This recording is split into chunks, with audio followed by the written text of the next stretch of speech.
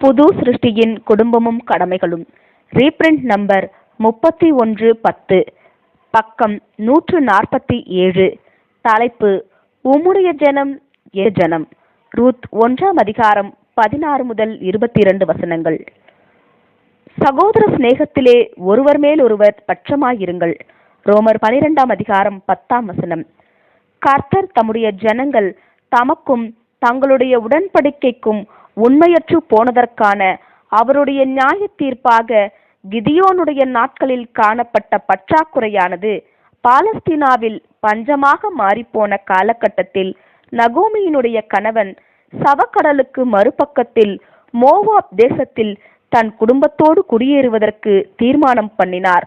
மோவாப்பியர்கள் லோத்தினுடைய சந்ததியினராய் இருந்தனர் மற்றும் இவர்கள் ஆபிரகாமின் பிள்ளைகளாக கருதப்படக்கூடாது என்றும், இவர்கள் ஆபிரகாமுக்கு பண்ணப்பட்ட வாக்குத்தத்தத்தை சுதந்திரிக்க போகிறவர்களோடு பங்காளிகள் அல்ல என்றும், இதனால் இவர்கள் இஸ்ரவேலர்கள் போன்று விசேஷித்த வழிநடத்துதல்களுக்கும் சிட்சித்தல்களுக்கும் வழிகாட்டுதல்களுக்கும் கீழ்ப்பட்டவர்கள் அல்ல என்றும் கர்த்தர் தம் ஜனங்களாகிய இஸ்ரவேலர்களுக்கு தெரிவித்திருந்தார்.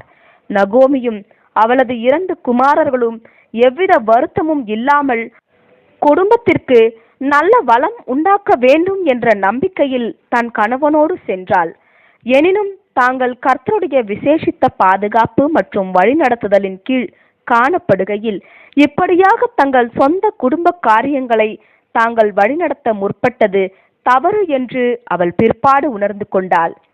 இஸ்ரவேலர்கள் என அவர்கள் திவ்ய வாக்குத்தத்தங்களை மிகவும் உயர்வாய் கருதியிருந்து வாக்குத்தத்தத்தின் தேசத்தையும் வாக்குத்தத்தத்தின் ஜனங்களையும் விட்டு இந்த வாக்குத்தத்தத்திற்கு அந்நியர்களாகவும் ஏறக்குறைய விக்கிரக ஆராதனைக்காரராகவும் காணப்படுபவர்களோடு போய் கலந்திருக்க கூடாது.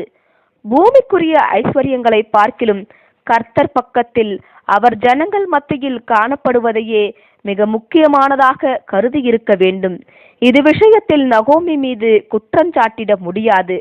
பொறுப்பு அவள் கணவன் மீதே காணப்பட்டது மற்றும் அவள் இருதயமானது இந்த குடிபெயரும் விஷயத்தில் முழு சம்மதத்தோடு இருக்கவில்லை என்பது உறுதியே.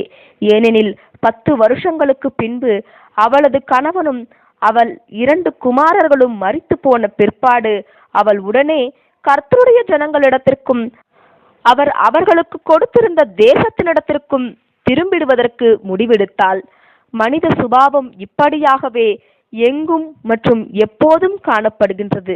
எத்தனை பேர்கள் தங்கள் மேலான நன்மைகளை அலட்சியம் பண்ணினவர்களாகவும் கர்த்தருடைய வாக்குத்தத்தத்தையும் அவரோடு உடன்படிக்கை பண்ணியதன் மூலம் அவரோடு கொண்டிருக்கும் உறவினையும் அலட்சியம் பண்ணினவர்களாகவும் காணப்பட்டு தற்கால ஜீவியத்திற்கான திட்டங்களை தீட்டிட தவறுதலாய் நாடி செல்கின்றனர்.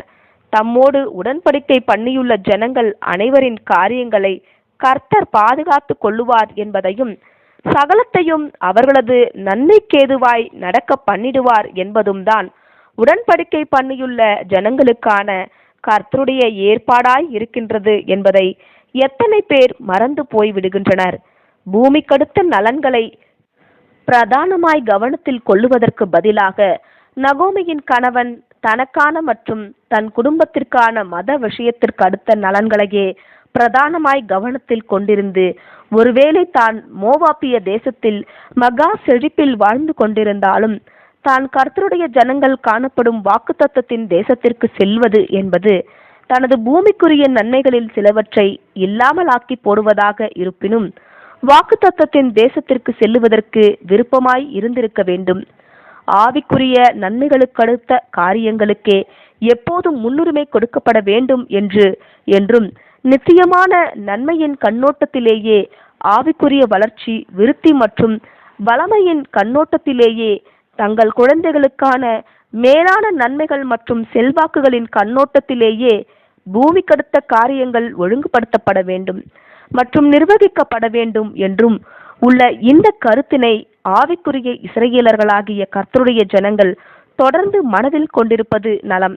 தங்களையும் தங்கள் குடும்பங்களையும் சாதகமற்ற தேவபக்தியற்ற சூழ்நிலைக்குள் எடுத்து செல்லுவதற்குரிய எந்த ஆலோசனைகளை பின்பற்றிடுவதற்கும் இவர்கள் தயக்கம் கொள்ள வேண்டும் என்பது மாத்திரம் அல்லாமல் எதன் நிமித்தமும் அத்தகைய ஆலோசனைகளின்படி நடக்க மாட்டோம் என்று தீர்மானமாய் காணப்பட வேண்டும்.